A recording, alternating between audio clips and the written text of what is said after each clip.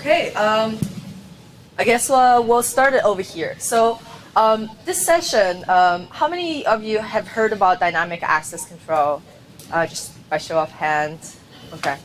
How many of you guys actually had a chance to take a look at some documentations around it on the public, like TechNet, etc. Okay, so not a lot. So basically, the session was.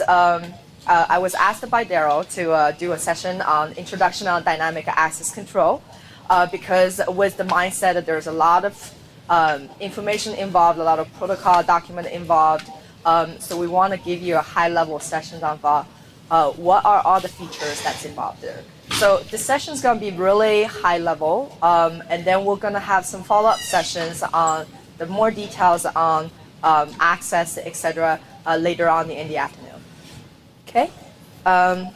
Okay. So we're just gonna dive in over here. The agenda over here is today we're gonna talk about a little bit about objectives. Spend very few time on that, and grade through customer challenges that this particular solution is gonna solve. And also we're gonna list. So the majority of time we're gonna spend is on Windows 8 investment, what we did from the feature perspective. And then we're going to show some demos. So it will be demo sessions. And then we'll leave some time for questions. Okay, so the objective today, like I said before, just to give a really high-level view of what are all the features that's involved in here. And the customer challenges that we're facing today, I just want to see a show of hands, how many of you guys are actually doing like an informational management type of application, dealing with files management. Okay, so then I see a couple more hands over here. So I think you're familiar with the problem with managing informations today. They are specifically associated with storage growth. There's a lot more data today, right? Because storage has grown, and then people think, hey, we can save all the data that we wanted, but come with that is the challenge of actually managing all these data, because now you have all the data. How do you manage them? And then there's also the distribution problem, so which is well, I save all my files on the local file servers. They don't share with each other. How do I have like a consistent taxonomy driving across all different file servers so I be able to systematically label them, etc. And then, of course, with the distribution and storage, it comes with the compliance, which is how do I prove like I'm actually compliant with the amount of data that I have. And then now there's also increasing on like the regulations due to the economies, etc. So that's putting more stress on that. And then there's the data leakage, which is, hey, once the file is stored on the file server, okay, they're reasonably secure. We did all these applications to make it secure. But what happens if it goes off in the emails, etc.? How do you regulate that? Okay, so now just after I state some of the customer challenges that we see, we're going to dive into the Windows 8 investment that we did over here. So there's some categorization over here. Don't worry about this sheet. There's no quiz. You don't have to remember them. So basically, the first three sections are kind of together. I'm going to present them together. They're about centrally having a central policy that allows access for the users to the files. So it will touch on the user claim, device claims, and then we'll talk about file classifications and how they all tie together into a central access policy. And then we're going to go into what happens if the file goes off. Someone emails someone a file. Then it's a data protection from the encryption perspective. And we're going to talk about a little bit about investment on the informational worker side, where the challenge sometimes is, hey, if I don't have access, what do I do now? How do I request access? What we did in Windows 8 to improve that experience, as well as the receiving end, the help desk persona on, okay, this person doesn't have access. How do I figure out why he doesn't have access? And then finally, we're going to grade through the auditing investment that we did. Okay. So the first part of the session, as I mentioned just now, is involving three sections over here. The investment that we did in Windows 8, which is we now enable the claim inside of the AD. We're actually building that as a concept in AD, and it's I think it's in the Kerberos tokens we include claims. So now claims is in the Kerberos token, and we're going to talk about. So we see how it fits into the formula of central access policy. So it's basically a centrally controlled policy that allows users dynamically accessing their files. And then we're going to dive a little bit deeper into different methods of classifying your files. Okay, so this you're going to see over again in the next 10, 20 minutes. So this is basically how a central access policy may look like. So it consists of multiple rules that consist of claims on the left-hand side that says, hey, user.department is equal to resource.department. What that means is user who's in the same department is able to access files in the same department. Now that apply that policy within the whole, across all the file servers, now I can be able to centrally enforce that policy so that the user follows certain rules over here. So basically the essential part over here is that we introduced expressional-based access management inside the policy there. Okay? So we're going to take a look at one of the building block, which is the claims. So the claims, so we integrated claims inside the Kerberos token, which Michiko will dive it a little bit more deeper in the afternoon session. I think it was 1 o'clock and 2 o'clock. So the types of claims, so claims are stored in AD. And we essentially save that in the configuration petition inside of AD. And then that's cross forest, sorry, not cross forest, that's cross entire forest-wide configuration. And the types of the claims is depend on the method of logging on. So the user claims means, hey, it's basically a count that's logging on as. So that's when it's presented as a user claim. And a device claim is a different section in the token, which is what devices you use to log on. Okay, but if you look at it a slightly different way, inside of AD, however, we actually group them in three different categories, different type of claim types. So that's the list of how they can be sourced from. So a claims can be sourced from, which is generated based off the user's attribute values.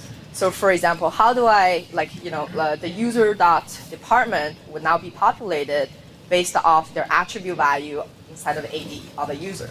So the user.department would be, hey, finance, if their AD attribute is actually finance. So that's what the AD attribute source me. And then it can also be sourced from certificate. So for example, smart card logon, basically using the OID inside a certificate and then generating a claims based on that. And the third type, we're going to talk about a little bit more on the next slide. It can be generated from the transform policy.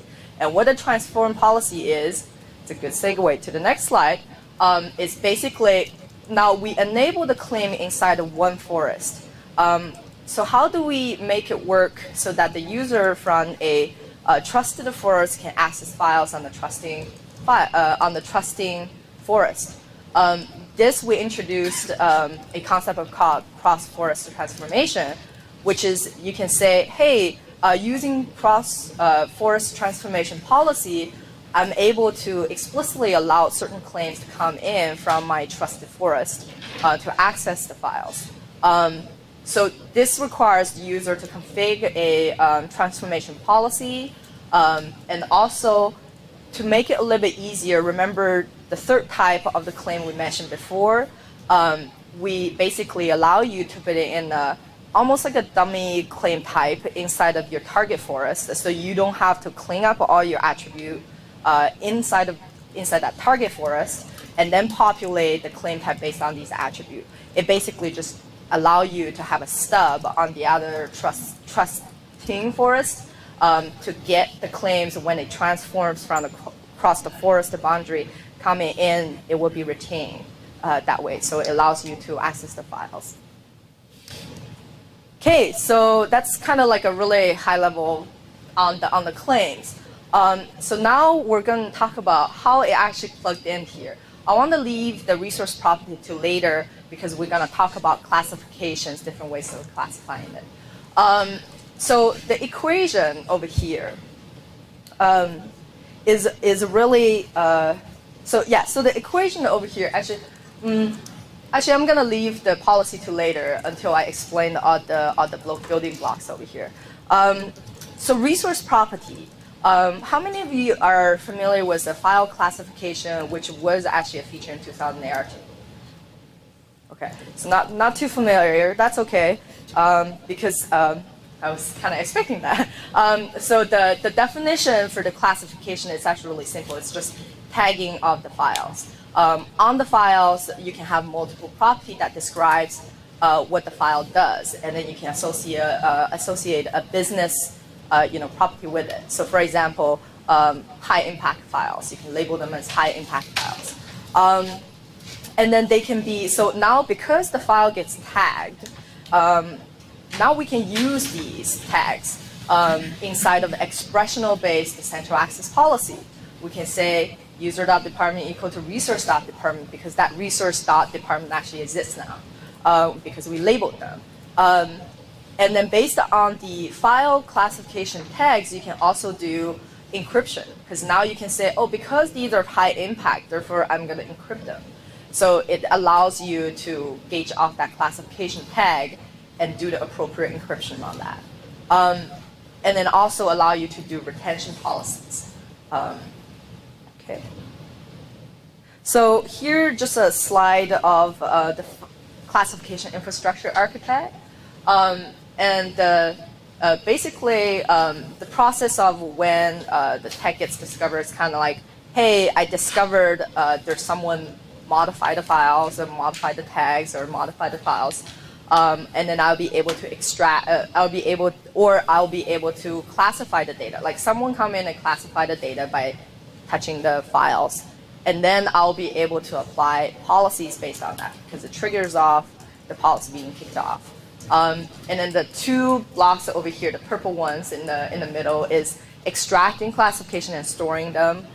So in Windows 2008 R2, we had them locally stored at the file server. So that each tag is different, but now we enhance that, so now you can actually save that in the AD, therefore they're globally accessible. Okay. Okay. Yeah, so here is a slide about just, we're gonna go through all these diagrams. We're gonna go through each block after. We're gonna talk about what does it mean by location-based, the menu classification, automatic classification, and application. Yeah, so just want to graze that through. So this is talking about how the taxonomy of these classifications is being saved. It's saved in AD. Remember where claim types or claim definitions are being saved? They're in the configure petition inside of the AD, and it's a forest-wide concept. So same as a resource property, it's saved under a similar container where it's called a resource properties container inside of the config petition. And then you can save that taxonomy globally and you can extend that. So basically if you're writing an application, you want to do your own classification, you can save your objects, you can save your definition of the resource property inside here. And then this way, the advantage it buys us is it makes it global. Basically, all the file server in that same forest can pull it down from AD and then basically be able to consume the consistent classification taxonomy. So think about it as metadata for these classifications. Okay, so how is information being tagged? So how is the information being classified?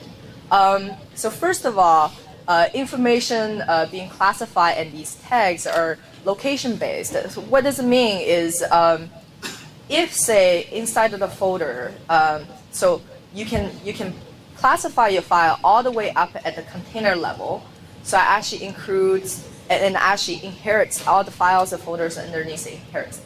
So by basic of being in that folder, you're now getting these tag information freely. So it's kind of inheritance. And when you move these files that are tagged to different folders, other folders, these tags will be retained. Unless if you write a classification rules to override it specifically. By default, they will be retained. The reason why that's the case is we don't want someone who don't have access to the files inside that folder be able to move it to somewhere that they can access it and overwriting it. Okay, and then we'll see a demo of how to do that later.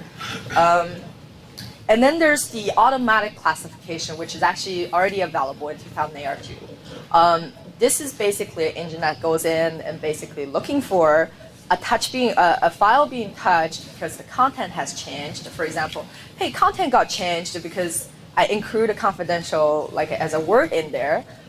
So now all of a sudden I'm able to continuously looking at files being modified and be able to tag them right away. And the continuous part, so the continuous part is new in Windows 8. Previously, you can only tag them based on time, basically saying every week we will go around and tag all these informations, but now you can actually continuously tagging them based on the information tagged. So that's automatic classification. Usually, you want to do them in batches. And then there's the application. There's not a lot of change in the application compared to Windows 2000 R2, except that we can actually now retrieving, obviously, the global resource property, which is a brand new concept in 80, in Windows 8, yeah. Okay, now we're going back to this diagram. I think you're already sick of this diagram. But this is, so we explained about user claim, device claim, and then resource property, also known as the classification metadata. So how do they fit into the policy here? So the policy is actually consists of multiple central access rules. So we talk about the equation of user.department equal to resource.department. So that expression lives inside of central access rule. And then these are some of the major elements, not all of them, I didn't list all of them here, but these are some of the major elements that you should pay attention to inside of the central access rule. So the first element over here is target resource. It's basically when you apply a policy to a folder, you may want to exclusively say, the other data I don't care, but I only care about certain set of data inside this folder. This basically allow you to provide a scope for that. And that's expressional based as well. So you can say only the data that was labeled as finance, this particular rule applies to. So then you don't have to worry about all the other files that are not classified because you simply haven't got around to classify them yet. And then there's the major element of the current permission. And that's where we say who actually has access to what file. Again, it takes the current, it actually takes the current like a DAC-like expression. So it basically you can use groups, etc. inside of it, just like what you do permission today. Or you can use expressional-based permissions. And then inside you can use your claim as user dot something is equal to resource dot something, or user dot something is equal to a specific value, etc. And then the proposed permission looks pretty much exactly like the current permission. The difference over here is proposed permission is a parameter that we put in that allows better staging modeling. So, for example, it's really scary when you apply these rules across, the whole forest, right? Essentially. So it's really scary to say, oh, I'm going to change my policy now to get it right the first time. It's kind of like unheard of, right? So you want to do your testing before you actually apply it to everything, before you actually even publishing it. So the proposed permission is where you can say, oh, I put exactly the same permission I want to put in my future current permission in here. And what will happen is, as the time go on, there will be logs being generated to capture the difference between the current permission and proposed permission. So now you can actually look at your log on the same environment that you're about to deploy the permission and be able to say, oh, look, Melissa really should not have access to this anymore based on the new rule. And she doesn't, because there's logs that generated that says now she no longer have access to. Okay, so that's kind of like summarized what the central access rule is about. And then central access rule, multiple of them makes up central access policy. And a policy can be applied, so one folder can only have one policy applied to it. And that's kind of important. And the policy is being published through GP and be able to manually select it by the file server admin on their local file servers where the policy is available for them to select.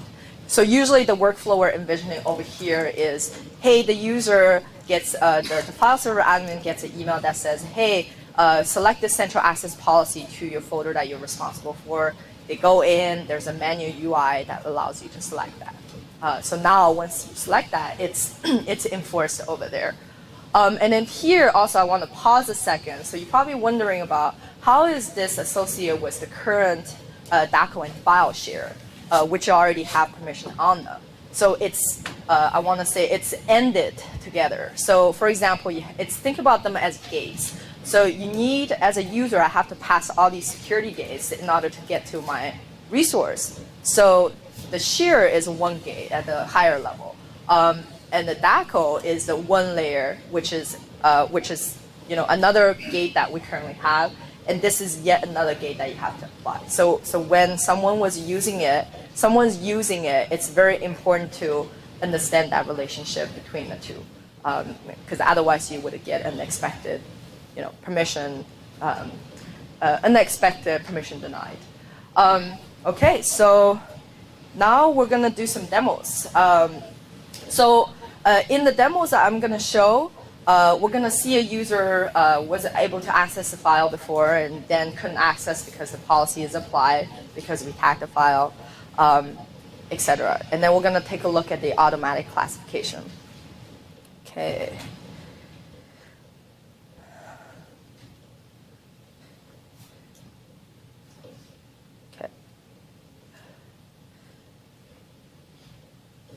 So I have a couple machines over here for my demo over here.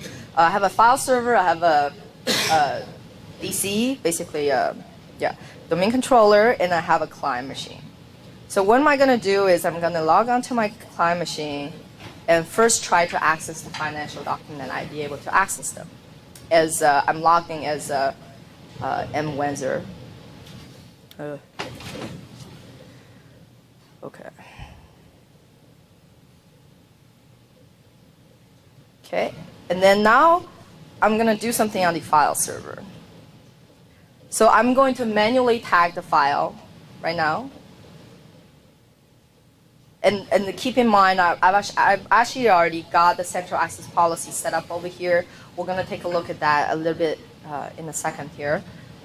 So I'm going to tag my file as department equal to finance. And I know that M. Wenzer is not in Department of Finance. I can't remember where he actually belongs to. So then I'm going to try to access the share again.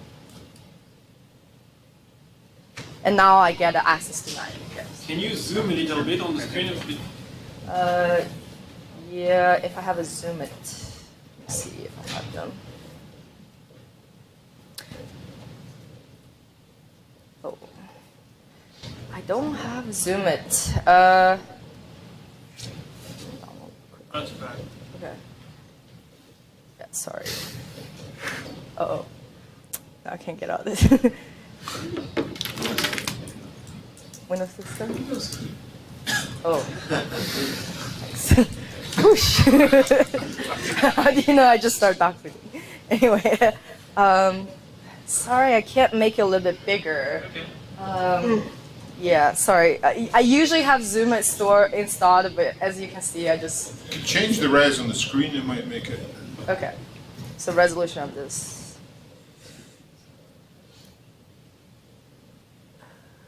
I think it's the resolution of this guy is what I need to change. No. You have to change your line resolution. Not on the center.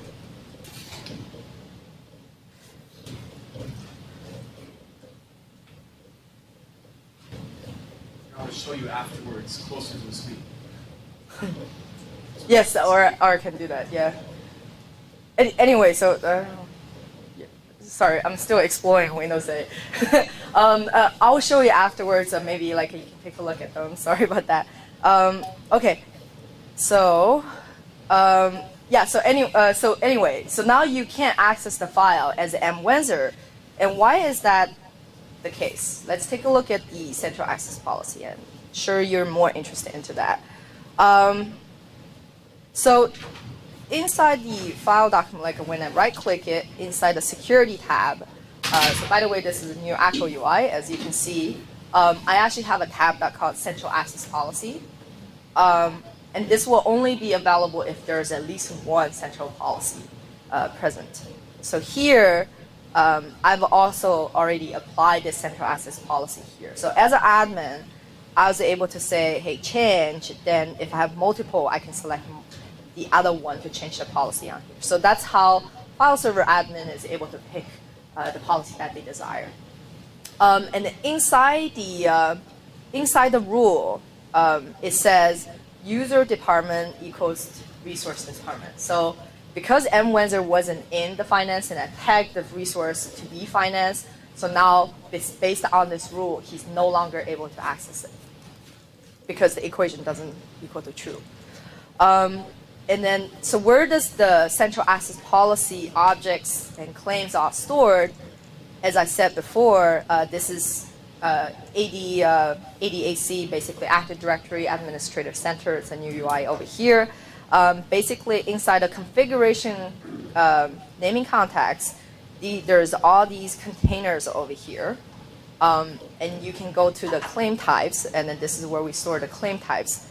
And one of the claim types is department. And then it's a AD attribute-based department. So we have an anchor attribute over here that's selected for that. And a list of suggested values, which is the drop-down list of, say, finance or etc. Okay, and then we have the resource property stored over here as well. So by the way, out of the box, we ship a list of default resource property. After some investigation, through all the current landscape of classifications, and we grab these informations and basically store them as the default we think will be useful for our customers. So department is one of them. And it's a single value choice of department, and it has a list of suggested value in them, basically a user can pick. And this is what you see on the file server, like when you tag the file in the classification, that drop down. Okay, and then we look at central access rule, which is the most interesting one. Basically, the current permission inside here, we use SDDL language for that. And then the target resource is labeled here. It says only applies to files that says finance. So it limits the scope to that. And then the user permission over here, the one that's most interesting is this guy, which says allow user department equal to resource department over here. So as the drop down, as I did before, so these are the resource properties, these are the claims. And also it's good to call out that we only do allows inside of this. We don't do denies over here. Okay. And then there's proposed policy, which is essentially enabling the staging. Okay, so that's kind of like pop the hood a little bit to take a look at what objects there are. So the next demo, what I'm going to show is classifying them automatically. Yes? Here's the mic. The allow only comment, that's in general for claims-based access control. It's an allow only system.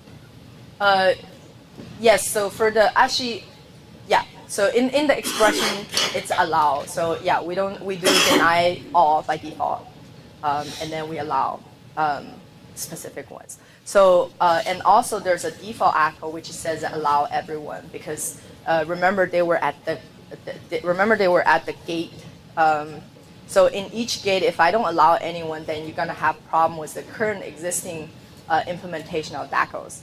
Because if, as Windows say, we apply them to all, like, and then all of a sudden nobody can get access to it. So by default, it's allow everyone.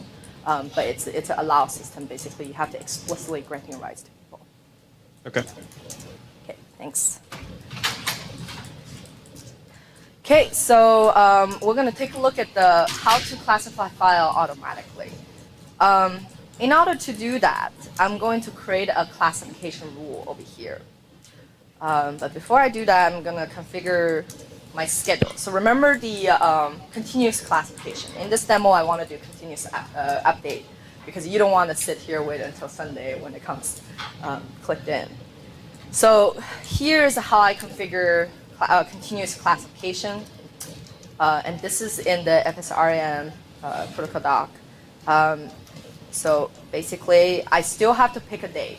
This is kind of like a fallback feature, which is, hey, if my file server was busy for some reason, I missed the tagging in a continuous manner, I still have a fallback where the next time the schedule kicks in, it still gets tagged. And then I just simply click on this, which there's a setting, allow you to classify it. And then this is configuring the schedule. And then I'm going to create my rule called high impact. And then I'm going to say, hey, I want to scope it to important projects because I really don't care about the other folder. I only care about the files in that project. And then there's also the option up here. You see these are out-of-box classification. Basically, we decide these are categorized application data, group data, user data. Again, you can tag them in the folders and files. Just pre-tags that we put in there.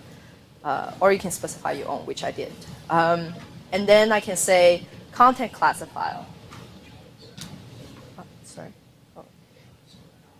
I think that's fine. I think. Do you guys? Can you see okay-ish? No. Do you want to spend some time zooming in a little bit? Okay. We got one thumb up. Yeah. Okay. Okay. It's not working. There it goes. It's doing something. Very slowly. I'm remote accessing, so. Oh. Maybe you have to. Oh no, I think it's a magnifier. Let's split the window. But that's for the. Oh. Now it's really big. Too close. Too close. It's a little bit easier. But the window's really It's small. window's really small. Sorry. Okay, we'll try it. How do I get out of here? Do Windows minus.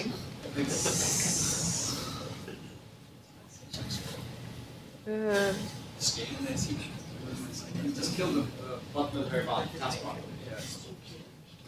Ah, Right now. if it will let me select it.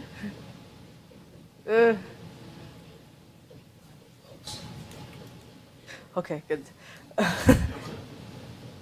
Sorry. So second attempt failed. By the way, if you're having any issue viewing this, when you come back offline, we will have the high resolution video, and you can take a look at it on your desktop.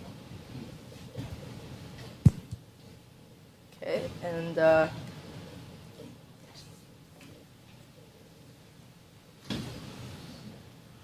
somehow my dialogue has gone. Okay, I think it's not responsive right now. Windows froze.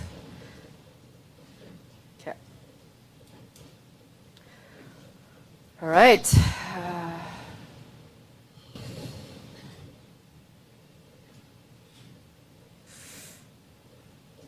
So this machine has 8 gig, and my Hyper-V is taking almost about 8 gigs, so it's having a fit right now due to the class of magnifier. All right, my Windows froze, and I can't really do anything on here right now. So let me try to relog on. That's pretty. Okay.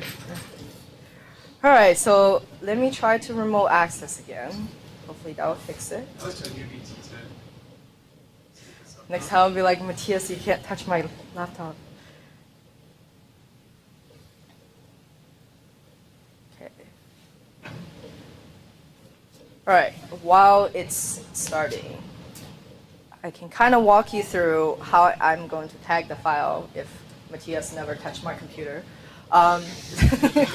So I would actually go ahead and create a classification rule, and you will see in action, thanks to Matthias, basically. Right here, BT10.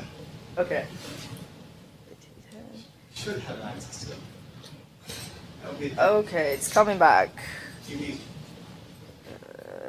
Okay, it's barely moving. Might be able to get it.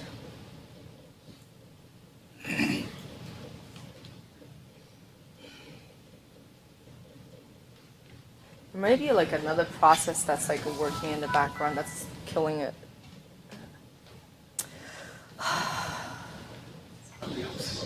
Very slowly. It's supposed to be that slow. I think it's ramping up. The magnifier, for some reason, maybe it didn't kill it. All right, so I'm gonna do the old Windows trick and see what happens here.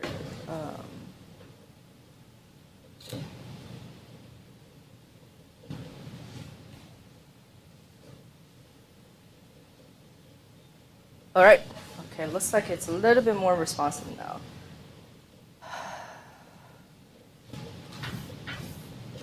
Okay, so for the rest of the demo, we might be going a little bit slow over here. Hopefully, it's still going nonetheless. How do I do Task Manager on like a remote here? I think I want to. It's on the taskbar. You can right click. It froze again. Yeah. Task in GR is the Try and connect to your BT10. Try it. The what? Try and connect to your BT10. Should have a demo which you have to running there. Okay, but that's not the demo I have. Should be the same thing. Near BT10. T10. T10.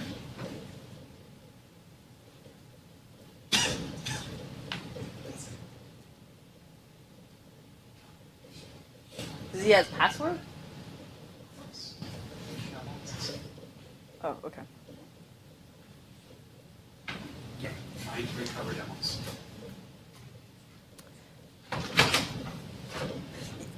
I think it's just, like, because the machine was ramping so high, so the thing just, like, couldn't handle it in my box. And I think the magnifier definitely killed it. Okay, so how, I'm going to run the task manager as well. Here. Right click on the taskbar. Right to the bottom. Very bottom. Do you want to come over, take a look? Try again. See if I can break it even further.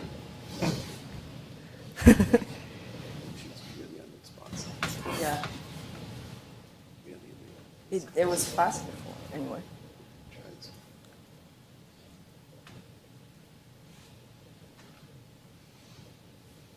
So would that be the same scenario? Okay. Should be the same setup. Should be the beta.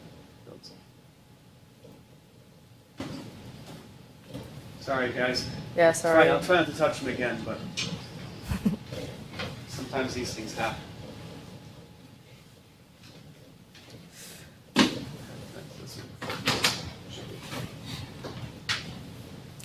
I should have the Zoom it installed, but I just upgraded Windows. Sometimes videos are great. Next time. Yes.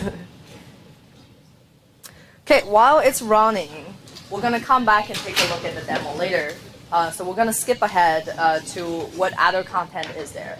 Now, of course, it will be much more powerful if I can show you over here. But unfortunately, the magnifier killed it.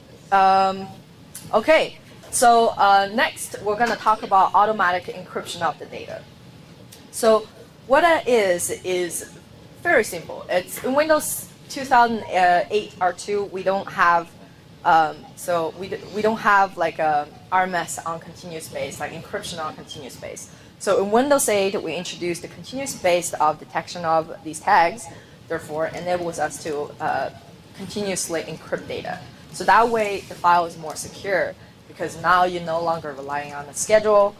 You're able to encrypt them continuously. And native, we also added introducing for using experience-wise.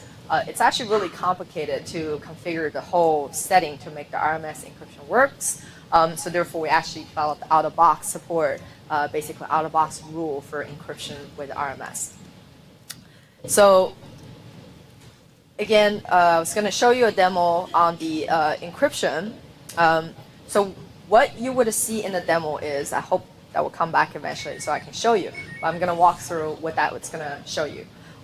So we're going to walk through a encryption. How do you set it up? What are the parameters that's needed over there? So essentially, you define the name of the encryption rule, and then you say, hey, encryption based on what kind of a classifier. It can be the tags. Basically, you can select the tags, encrypting based on that particular tags.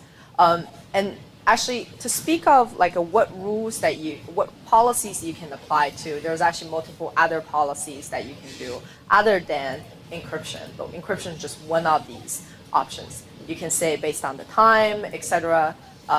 Certain files gets encrypted. Certain files gets changed.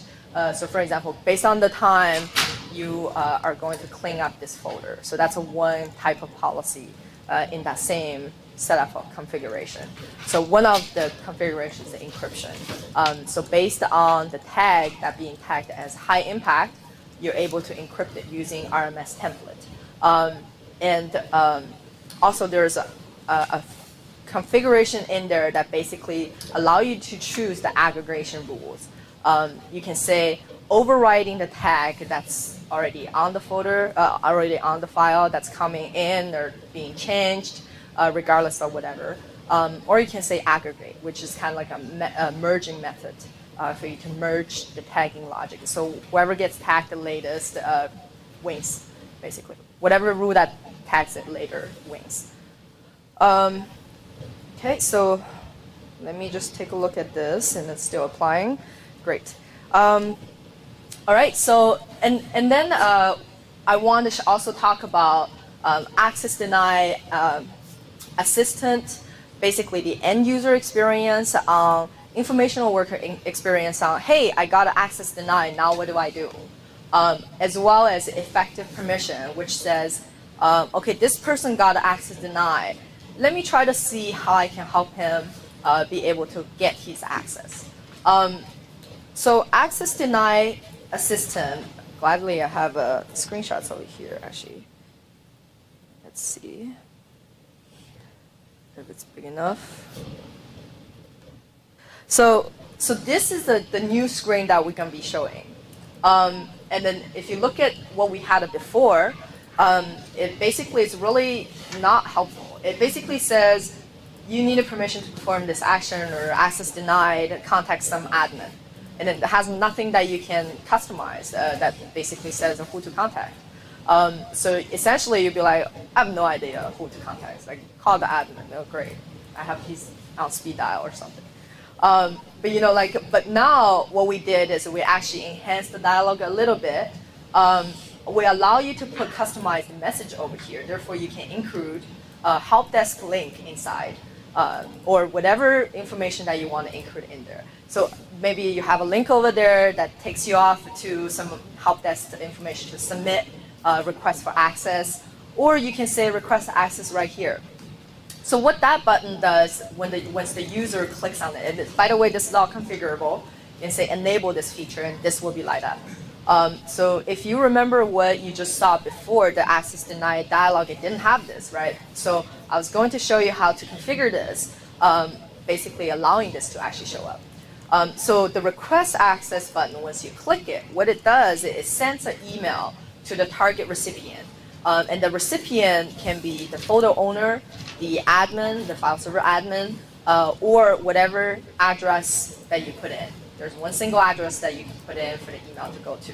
So then once the user clicks it, there's a default email gets sent to that recipient email list, and it includes what the user claim could include, what the user claim is, and what is preventing him to access it in kind of like a nice report format.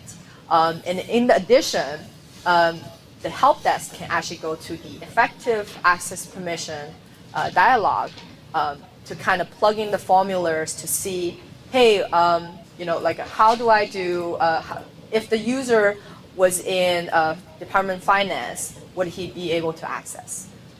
So not only you will see in the effective permission, which I didn't include a screenshot over here, but you are able to see in the dialog that the particular thing that's preventing the user to access to it. For example, share folders, share permission, or if it's regular DACs, it would tell you what group is, like basically the DAC is preventing you to do that, or the particular rule inside of the policy that's preventing you to access it. So it will be labeled as why you can access down to the granularity of read and write, read directory, etc. And then on top of the dialog, you will have the add a claim type, basically allow you to simulate if I put in finance for the user as a value, would he be able to access the file or not? And then you click on the button again, you refresh the permission, and you're able to see, oh, based on the what ifs, the person now gets access or not. Okay. So again, I can't show you right now. I gotta check. Nope, still applying. Okay. But like I said, I know next time, in the next hour, you're gonna have lunch. So I'm gonna try to get the demo working, and then maybe we can show you just a quick 15 minutes to walk through all the demo I was gonna do. Absolutely. Yeah. Okay. Okay. So then we want to talk about the audit access. The differences over here. Okay, so we're almost going through all the decks. So auditing is also enhanced in Windows 8. What particularly got enhanced is, remember these expressions that we put inside of the policy? Now you can put that onto auditing as well. Now, how many people here thinks there's way too many logs inside of event logs whenever someone accesses files? Just, I guess, to show a hand of hands. Oh, only one person? It's everyone else that thinks it's reasonable. So, no, you wouldn't think it's reasonable. Anyway, so basically the quantity of the logs are contributing mostly to a lot of storage issues, as the ones that we talked about before, the storage issue. Also, with a large amount of data, it's almost impossible to kind of pinpoint, hey, when Abby got access to, file food, when Abby not supposed to have access to. So based on the expression, you can now add an expression-based, basically an expression inside your auditing. Now it filters out the events that you don't want to see, because they're according to rule, you don't want to see them, you don't want it to even be generated. Therefore, it wouldn't be adding to your storage burden. So in there, you can say, I only care about user.department not equals to resource.department. So this way, the people who can't access, who shouldn't be accessing document they're not in their department special casings, I'll be able to audit them. I'll be able to log them. Everyone else, because they're playing by the rules, that I don't really care about them. So that's what we invested in there. And also, these rules, by the way, can be assigned locally to your folder, to your local file servers, but it can also be centrally distributed through group policy. So, and then in particular, oh great, now my slide deck also gone. They're taking away. Okay, come back. So basically, inside the group policy, have a global setting where you can say global policy allow you can monitor if people get denied or people get access, or monitor both, and then you can put an expression in there, and when that gets pushed out, it applies to basically all the file servers.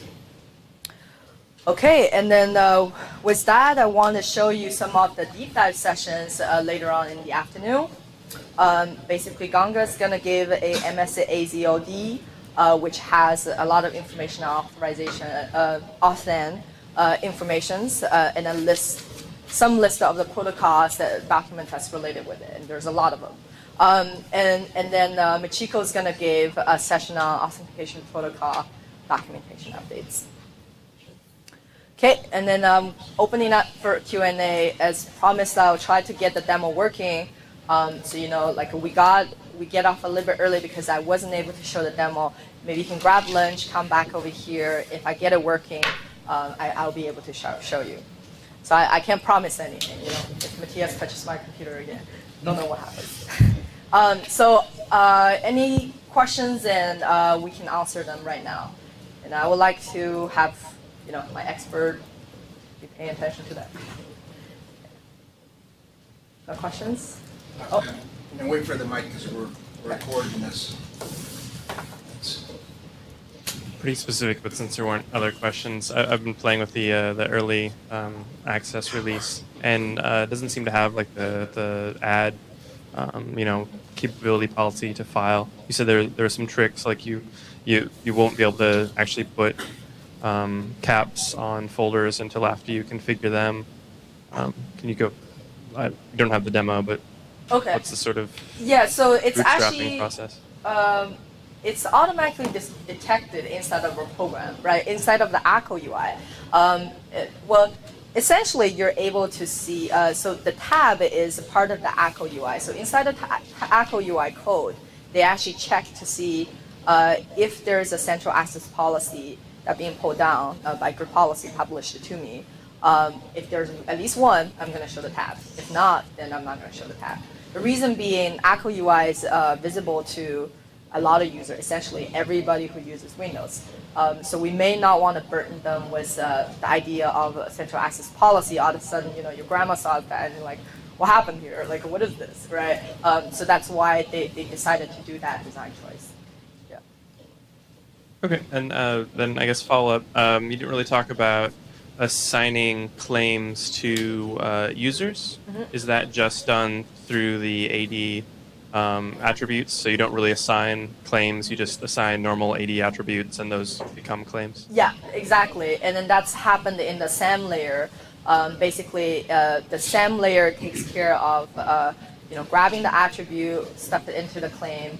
And I think Michiko is going to go a little bit more in detail on the claims in the token, how it look like later on. No?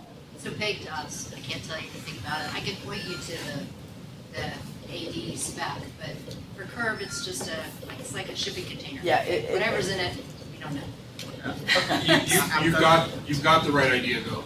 The claim you define a claim type that says, when doing an authentication for this type of user account, if this attribute exists, turn it into a claim, and then that goes out in the Curve token.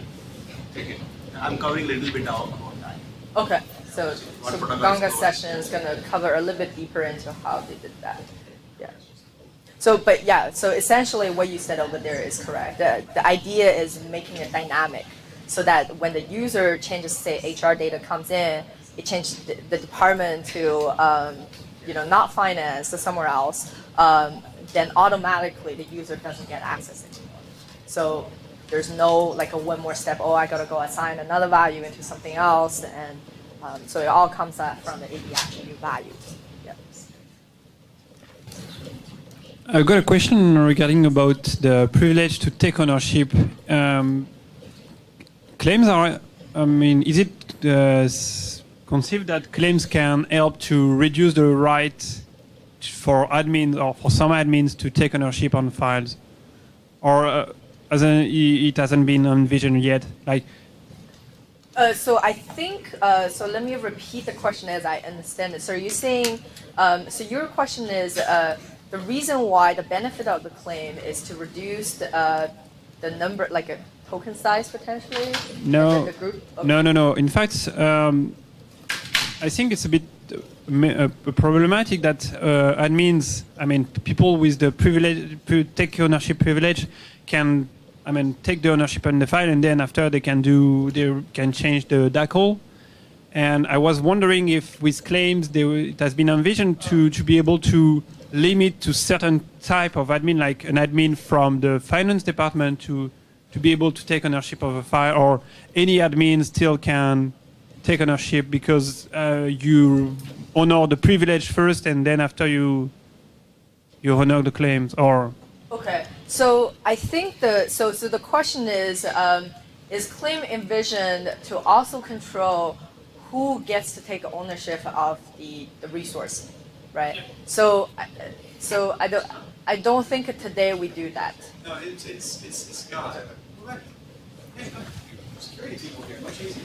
It's a good question. So let's say when you have the ownership privilege, right, what do you get based on that? You get read control and write that to get technical about it.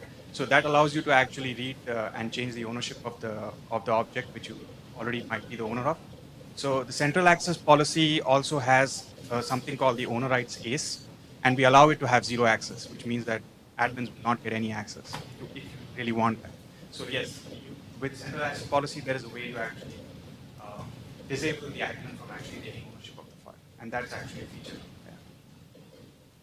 But remember, if you have physical access and you're the admin on the box, if you have physical access to the box, or you are the admin of the box, there's always a way around something, right? If I take the box offline, take the hard drive out, access the hard drive through a different OS, there's things, right?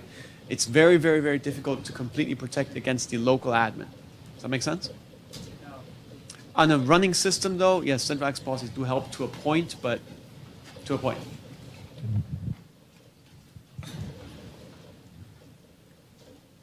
Any other questions? Does that answer your question? Yep. Okay, no, if no, then I'm gonna try to get my demo working. Thanks. All right. Okay, so I'm back again. Hopefully this demo is working. I reduced the size of my VM. Hopefully it's no longer frozen up. And I also got the Zoom working. So hopefully that will solve some problems over here. Okay, so let me see. So I would like to kind of start the demo from the start, so that it flows a little bit better. It wouldn't take too long, and then hopefully that will work. Okay. All right, so where are we at? So I'm gonna start the demo from the beginning because I wasn't able to show too much at there. And then also to kind of mention like how the central access policy works, etc. So the first one I want to show again is the manual classification. We've already seen that, so I'm going to walk through this very quickly. So the manual classification is simply I got a classification tag, and before the scenario I want to achieve is a finance user can access finance document. Just want to refresh a little bit. So I'm going to select finance and hit apply. And then we can examine in the security tab. This is where the central access policy actually there. So why is it there? You actually got it working on your machine. Is because there's at least one policy that got published. So then when we look at where is it actually being stored, it's stored in AD. So we walked it through what a claim is, or what a resource property is, how you're interacting with them. I'm not going to go through them again. So in the policies, I create this policy now. There's an important step over here, which this gentleman find out really quickly, that you have to publish it in the group policy. to your default domain.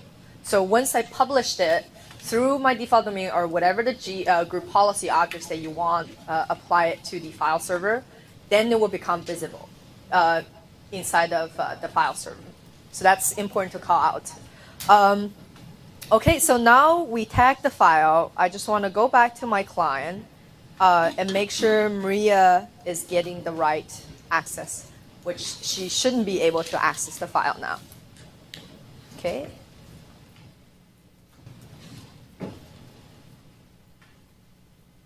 And now she got access denied. So here's where the Magnify incident happened. Now we're going to recover from there. So at this point, we've showed the manual classification. What I'm going to do here is show you how dynamic, so the automatic classification work. Okay, so I'm going to cancel out all that. So this is the FSRM, File Server Resource Manager. So the ones are labeled global are these property that pull down from AD. And then there's also local property that lives on the local file server. So as you can see, they're distinguished over here. So what I'm going to do over here is I'm going to configure the schedule that runs, go ahead and tag the file first. So again, like I said before, there's a fixed schedule to catch as a failover to catch the things that didn't get tagged because the process is too busy. And then I'm going to click on the continuous classification of the new file, which is sets on the file server. Okay, so now I configure the schedule. I'm going to go create a rule. So here's where we got tripped off. So I'm going to create a high impact rule that basically says whenever the data include confidentiality in the file as a content, the file will be tagged to high impact automatically. So I'm going to include a scope, which is important project because I don't want the automatic classification for all the other folders because I don't care. And then in here, I have different classifiers that I can use. So I select the content classifier, which says look on the content updates. And then I'm going to select one of the resource property classification impact. And the specified value is high. So I want set impact to high. And then I'm going to say, OK, what's the condition that it will actually go ahead and set it to impact equal to high? So I want it whenever I see a string called confidential.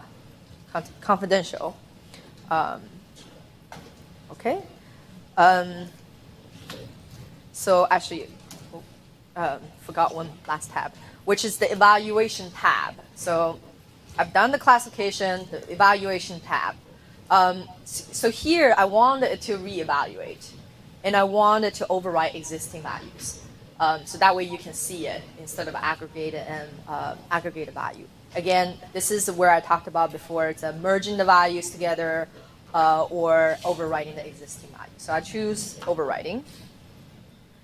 And I'm going to go to this is my client box. Don't need that right now. And then I'm going to go to the folder and then do something to my documents. Actually, before I do that, I want to show you that I'm not lying. If I show you the classification, right now its impact is none. So this might take a minute for it to go around and do the continuous stamping. Sorry. So I'm going to do the document word 1, and I'm going to put in confidential. Hopefully I spelled it right. And then save it. So I'm now going to move this. Remember, it's only in this folder that it matters. So I'm going to move this to here.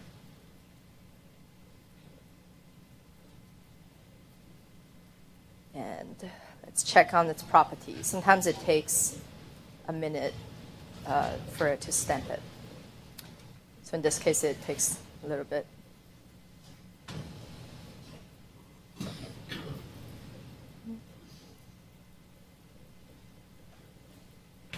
Let's see if it works. So as you can see, the impact's now tagged high. It's simply because the content is confidential. Okay, so that's automatic classification. So I'm going to quickly run through here and show the automatic encryption, one of the scenarios we talked about before. Again, it can be done continuously. And this is creating a file management task. And then I'm going to create a task over here called the encryption, okay, based on high impact. So I want to encrypt all the data that are labeled high impact. So I'm going to add. So again, I'm going to apply to the important project. And then the action is to do RMS encryption. And this is going to take a minute. I'll come back. So the RMS encryption, this is where we actually go. The reason why it's taking a minute, it goes and retrieves the templates and the rendering all the appropriate settings over here to figure out. So that's why it's taking a minute for it to grabbing it. So usually it takes longer than you expected. Okay, so it came back, and these are the list of the template. I already have a template that configured. I can select the template and then go to the next tab, which this is a notification. So what this does is whenever you're ready to do automatic encryption, you want to send out notification to people. This is an option that basically say, hey, on date whatever, I'm going to tag this file now. So this is one of the features that you will get a notice first, and then do appropriate thing before the file gets encrypted and you can't get it back. Okay, and then reporting. I don't want any reporting on this. And the condition is where I say what happens, then encrypt. So I'm going to say impact equal to high, then encrypt the file. Okay. It's usually triggered by a update to the file that gets triggered. So I'm going to put a date again. You're familiar with this dialog. It's fallback on Sunday. If it doesn't get stamped, but I do want to have it run continuously. So I click on run continuously, and that's the rule there. So let's take a look at the file again. I'm actually going to go use the document 2, and then I'm going to tag it so we see the whole automatic classify and encryption together. So I put it confidential. Now I'm going to move this to this folder. And it's going to take a minute here for it to be stamped as well as encrypted. So as you can see, it was 3 KB before. Now all of a sudden it became 137 KB. So it got encrypted. And then if you don't trust me, there it is. Basically, when I open it, it tell me that it got encrypted. Okay, so that's automatic encryption. And then I want to show you the access deny remediation, or access deny assistant feature that we have. So what I'm going to do here is to try to configure this. So again, going back to my SSRM, FSRM, and then I'm going to configure the classification, the file server resource manager options. There's a tab that says access deny assistant. So in here, I'm going to enable it, and I'm going to say I want to enable user to request for that. So here's all the options I talked about before. It can include user information, which has a claims and group number. Also has device states. Recipient, I had a pre-configured mailbox in there at contoso.com. Okay, and then it can be the folder owner that received the email, or it can be admin, or it can be the recipient list. So I'm going to click them all. Okay, just for simplicity. And I'm going to log on as the client. See, we get a dialog. So this is the old dialog that we had. see if it works. So here is the message I talked to you about, where, over here, actually, just to show that I got Zoom at work. In here, there you go. So that's the message where you actually say, oh, these are, support texts. You can include a link over here that goes to a support help desk. And then there's this button called the request assistant. So I'm going to say, hey, I want to request assistant. And I want to say, I'm in finance department. I should have access to it. Okay.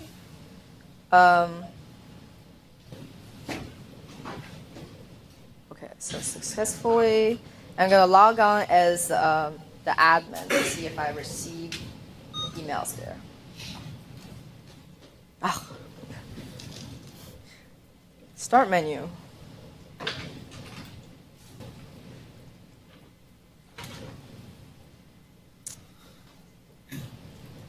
right.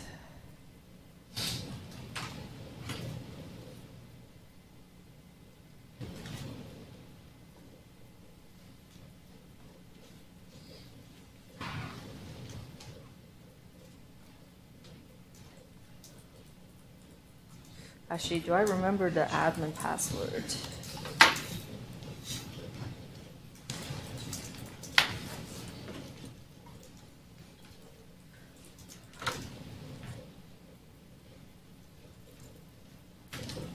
Nope.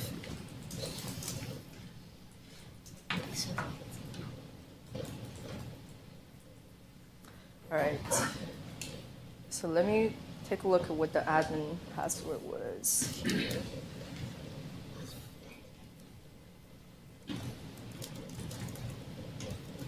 Where's my admin passwords?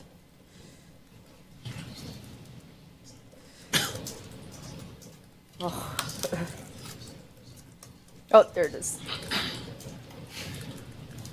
Now you won't be able to access anything here with that password. Okay, so we got,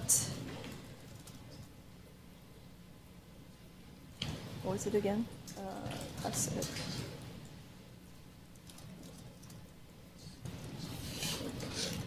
What?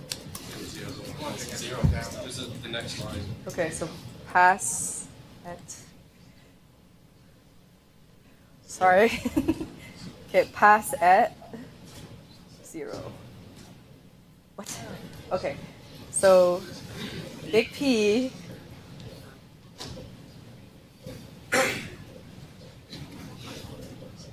It is control side.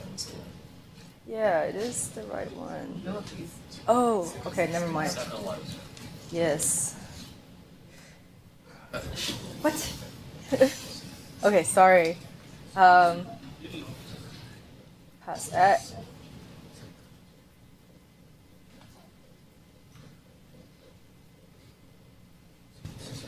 There we go. All right. Third try. Not really third try. 30 times try. Okay, so while it's logging in, I want to show, I can actually show the effective permission over here as well. I just want to show you the email. That's why I'm logging in as an admin over there.